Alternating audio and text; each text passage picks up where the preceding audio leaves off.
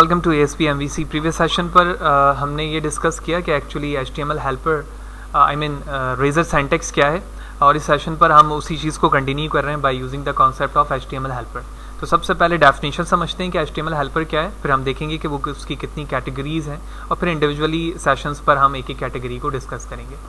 तो an HTML helper is a method that is used to render HTML content in a view.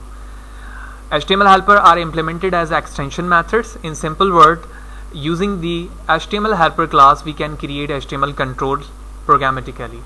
In simple word, मैं ये कह सकता हूँ कि जो हमारे HTML helpers हैं ये इस्तेमाल ही इसलिए किए जा रहे हैं ताकि हम HTML के कोड को रेंडर कर कर अपने व्यू पर ला सकें। ठीक है, साथ ही साथ इस HTML हेल्पर के अंदर कुछ ऐसे मेथड्स मौजूद हैं जिसे हम एक्सटेंशन मेथड कहते हैं। ये जब हम दूसरे टाइप पे जाएंगे बिल्ट इन HTML पर तो वहाँ डिस्कस करेंगे कि एक्सटेंशन मेथड क्या है, और इसके ज़रिए से यानी इसी HTML हेल्पर के ज़रिए से हम क्या कर रहे हैं, प्रोग्रामेटिकली कोई कंट्रोलर क्रिएट कर रहे हैं, और वो कंट्रोलर किसके हैं, HTML के।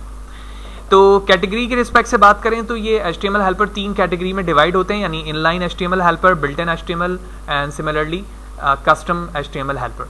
तो इनलाइन HTML कंट्रोलर को हेल्पर को हम डिस्कस करते हैं कि इनलाइन हेल्पर्स हमारे क्या हैं और हम इसे किस तरह से इस्तेमाल करते हैं। तो @हेल्पर सिंटैक्स, यानी जब भी आप इनलाइन HTML हेल्पर बनाएंगे तो @हेल्पर के साथ आप इसे इस्तेमाल करेंगे, और इसे यूज़ करने के साथ आप क्या कर सकते हैं, इसे रीयूजेबल बना सकते हैं। यानी एक दफ़ा क्रिएट करने के बाद ना सिर्फ आप उस व्यू के अंदर उसे यूज़ कर सकते हैं जहाँ पर आपने बनाया है, बल्कि साथ ही साथ डिफरेंट व्यूज़ के अंदर भी उस चीज़ को कॉल करके आप इनलाइन HTML हेल्पर को इस्तेमाल कर सकते हैं। They make the code more reusable as well as more readable, यानी ना सिर्फ आप उसको बार बार इस्तेमाल कर रहे हैं बल्कि उसको रीड करना भी आपके लिए आसान हो रहा है। उसके सिंपल सिंटैक्स की बात करूं तो सबसे पहले आप जब हेल्पर बना रहे होंगे HTML इनलाइन, तो आपको सबसे पहले लिखना होगा रेजर सिंटैक्स के रिस्पेक्ट से हेल्पर। उसके बाद आपके हेल्पर का नाम होगा विद पैरामीटर, अगर उसमें कोई भी ऑपरेशन यूज़ हो रहा है और आप पैरामीटर के रिस्पेक्ट से करना चाहते हैं तो वो लिखेंगे, और फिर उसके बाद उसकी बॉडी आएगी। एंड फाइनली जहाँ पर आपने कॉल करना होगा आप @ लिखकर अपने हेल्पर का नाम लिखेंगे, और उसके साथ वही नंबर ऑफ पैरामीटर बताएंगे जो आपने उसको ऑपरेट करते वक्त बनाते वक्त आपने बताया था कि ये ऑपरेशन उसे इस सिस्टमेटिकली पैरामीटर के रिस्पेक्ट से परफॉर्म करना है। तो लेट्स सी, इसे हम प्रैक्टिकली देखते हैं कि हम किस तरह से इनलाइन HTML हेल्पर को इम्प्लीमेंट कर सकते हैं। तो ये एक empty MVC टेम्पलेट है, तो लिहाजा हम सबसे पहले कंट्रोलर क्रिएट करते हैं, empty कंट्रोलर, और मैंने इसका नाम रख दिया होम।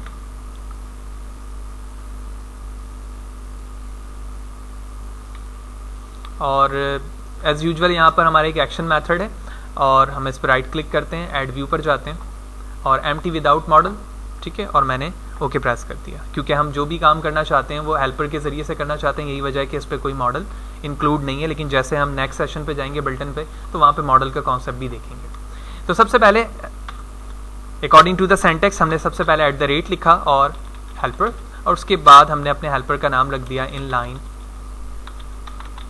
हेल्पर, और स्मॉल ब्रैकेट ओपन क्लोज किया, और हमने एक एरे एज अ पैरामीटर यहाँ पर इनिशियलाइज कर दिया, उसका नाम रख दिया हमने नंबर्स, ठीक है, और उसके बाद मैंने इसकी बॉडी बना दी। बॉडी बनाने के बाद इस बॉडी के अंदर हम एक ऑर्डर लिस्ट ले लेते हैं, और इस ऑर्डर लिस्ट के अंदर जाहिर सी बात है जब आप एक पैरामीटर में एरे ले रहे हैं तो उसकी इंप्लीमेंटेशन किसी लूप के ज़रिए से ही मुमकिन है। लिहाजा इसके लिए हम रेजर सिंटैक्स के साथ फॉर ईच लूप क्रिएट करेंगे, और जहाँ पर हमारा वर्ड लिखा हुआ है हम इंटीजर लिखते हैं, और उसके बाद हमने इसका नाम रखा नंबर, और जहाँ से कलेक्शन वैल्यूज़ आ रही है वो एरे से आ रही है, लिहाजा कलेक्शन की जगह हमने नंबर्स लिख दिया। बॉडी के अंदर आता हूँ लूप के, और लिस्ट आइटम बनाने के बाद हमने यहाँ पर नंबर को कॉल करना है, ठीक है, क्योंकि हर एक आइट्रेशन पर इसकी वैल्यू नंबर पर आएगी, और इसी आइट्रेशन की वैल्यू यहाँ पर आकर क्या हो जाएगी, डिस्प्ले हो जाएगी। तो बॉडी से बाहर आता हूँ मैं हेल्पर के, अब मुझे क्या करना है, इसी हेल्पर को इस व्यू के अंदर कॉल करना है। लिहाजा कॉल करने के लिए आप @ हेल्पर का नाम, उसके बाद जैसे ही आप हेल्पर का नाम लिखोगे तो आपने पैरामीटर की वैल्यू बतानी है इंटीजर नंबर्स की। तो आपको पता है कि जब आप एरे इनिशियलाइज कर रहे होते हैं तो इंटीजर के साथ आप न्यू इंटीजर लिखने के बाद उसकी वैल्यू बताते हैं। तो मैंने यहाँ लिखा new int large square bracket, और कर्ली ब्रैकेट के अंदर वो तमाम वैल्यूज़ बताएंगे जो एरे के पैरामीटर में होनी चाहिए। तो कुछ डमी वैल्यूज़ हम यहाँ पर रफली मैंने यहाँ पर लिख लिया, और एट लास्ट हमने यहाँ पर टर्मिनेट कर दिया। तो यहाँ पर हमने ना सिर्फ इनलाइन हेल्पर क्रिएट किया बल्कि साथ ही साथ उसे इसी व्यू पर मैं क्या कर रहा हूँ, कॉल कर रहा हूँ। लेट्स सी, प्रोग्राम को रन करते हैं और देखते हैं कि ये किस तरह से एग्जीक्यूट हो रही है।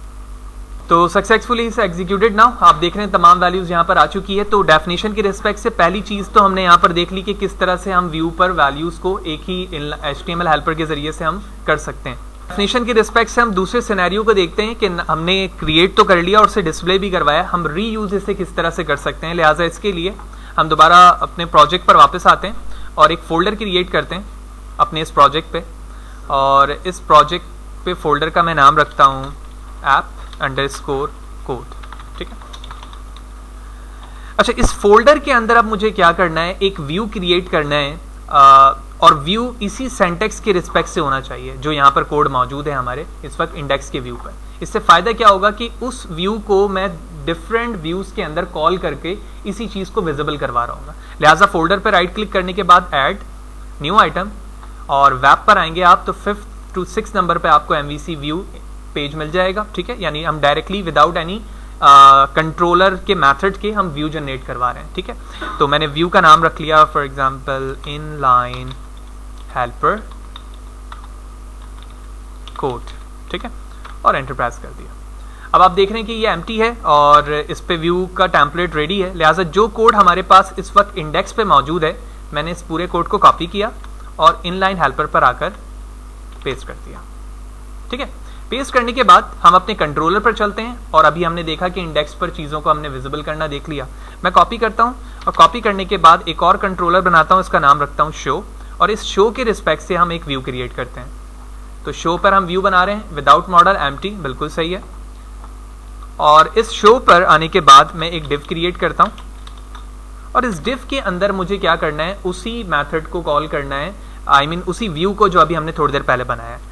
तो सबसे पहले तो मैं अपने व्यू का नाम F2 प्रेस करके कॉपी कर लेता हूँ। ऑल्दो इनलाइन की स्पेलिंग यहाँ पर डबल L के साथ आ गई, कोई मसला नहीं है, हम जो यहाँ लिख रहे हैं उसी लाइन को हमें कॉपी करना होगा। लेकिन उससे पहले मैं कॉलिंग लाइन जो थी ना हमारी कॉल करने की, वो मैंने यहाँ से लिया, शो के व्यू पे गया और पेस्ट कर दिया, ठीक है।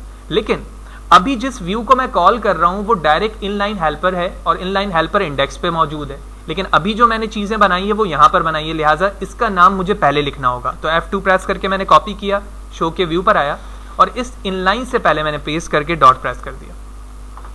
तो अब ये चीज ये बता रही है हमें कि एक आपने एक व्यू बनाया हुआ है जिसका नाम इनलाइन हेल्पर कोड है। उस इनलाइन हेल्पर कोड के अंदर आपके पास HTML व्यू मौजूद है, HTML हेल्पर का इनलाइन, और उसके अंदर आपने इस चीजों को एग्जीक्यूट करवाया हुआ है। लिहाजा प्रोग्राम को मैंने सेव किया, रन किया, एंड लेट्स सी कि जो चीज इंडेक्स के व्यू पर आ रही थी क्या वो शो के भी व्यू पर आ रही है या नहीं। और आप देख रहे हैं कि हमारा रिजल्ट जो इंडेक्स के व्यू पर आ रहा था वही व्यू हमारे शो पर भी आना शुरू हो गया है, जो कि हमारी डेफिनेशन के रिस्पेक्ट से था। तो हमने सक्सेसफुली इन चीज़ों को एग्जीक्यूट करके देखा कि एक्चुअली इनलाइन हेल्पर किस तरह से क्रिएट होता है, उसी व्यू पर कैसे कॉल होता है, और साथ ही साथ हमने ये देखा कि अगर हम उस व्यू को किसी सेपरेट जगह बनाकर डिफरेंट व्यूज़ पर कॉल करना चाहते हैं, ठीक है, तो वो भी हमने यहाँ पर करके देख लिया।